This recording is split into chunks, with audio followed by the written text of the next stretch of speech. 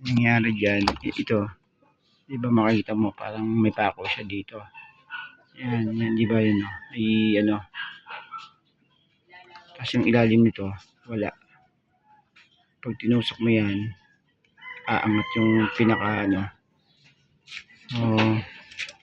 Naglagay pa ako isa pang padlock dito para hindi niya mabuksan.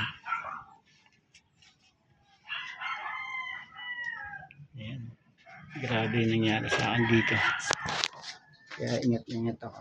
So, yun naman ng loob ng kwartong yan. Puro mga damit na gusto kong ibenta. Damit. Nagbebenta ako ng damit. Yan. Mamaya, deliver na yan. Ito galing kay Jason. Kay Kuya Nelson. Kay Rolly.